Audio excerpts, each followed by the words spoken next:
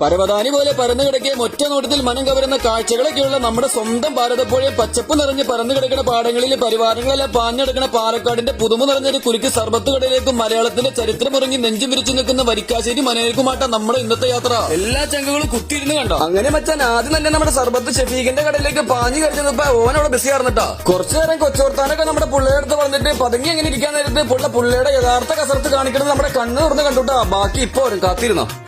കുടിക്കാല് നറുങ്ങേണ്ടി കിളിപോയിണ്ട് കിക്കിളിയുണ്ട് കിർത്താണിയുണ്ട് ചില്ലിയുണ്ട് മരഞ്ചിട്ടുണ്ട് ജിന്നുണ്ട് സർവത്ത് ചീറിപ്പാഞ്ഞതുണ്ട് ബ്ലൂലയുമുണ്ട് കിക്കിളി സർവത്ത് കുടിക്കാൻ തിരിച്ചുകൊണ്ട് അങ്ങനെ കിളി പോയ സർബത്ത് കുടിക്കാന്ന് പറഞ്ഞ് നമ്മുടെ ചെക്കൻ ആദ്യം തന്നെ കസ്കസ് എടുത്ത് ഗ്ലാസ്സിലേക്കും ഇട്ടു. തൊട്ടുപുറകെ തന്നെ അത്ര പോലെ ഇരിക്കുന്ന സർബത്തും വലിച്ചു കൊടുത്തുട്ടാ. സ്വല്പം സാൾട്ട് തട്ടിയിട്ടിട്ട് നീണ്ടിരിക്കുന്ന ഗ്രീൻ ചില്ലി വെട്ടിയിട്ടു. ഇതിലേക്ക് ഇനി ഒരു നാരങ്ങ കണ്ടിച്ച് പാതിയാക്കിയിട്ട് കൂടി പിഴിഞ്ഞു വെച്ച് തൊണ്ട് പള്ളലേക്ക് അറിയാതെ ഗ്ലാസ്സിലേക്ക് തന്നെ ഇട്ട് കൊടുത്തിട്ട് ഐസും കട്ട ഇടിച്ച് പൊടിച്ച് പൊടിയാക്കിയതും കൂടി വെടിപ്പായി ഇട്ട് കൊടുക്കുന്നുണ്ട്. ഫ്രഷായ ഗ്രീൻ ആപ്പിളിന്റെ സ്വന്തം കൃഷി ഇട്ട് കൊടുത്തിട്ട് സർബത്ത് ഷെഫീക്ക് ഓടി പഠിച്ച് ഒരു സോഡ പൊട്ടിച്ച് ഒഴിച്ചു കൊടുത്തിട്ട് നോക്കി നിൽക്കാണ്ട് കസർത്ത് നമ്മൾ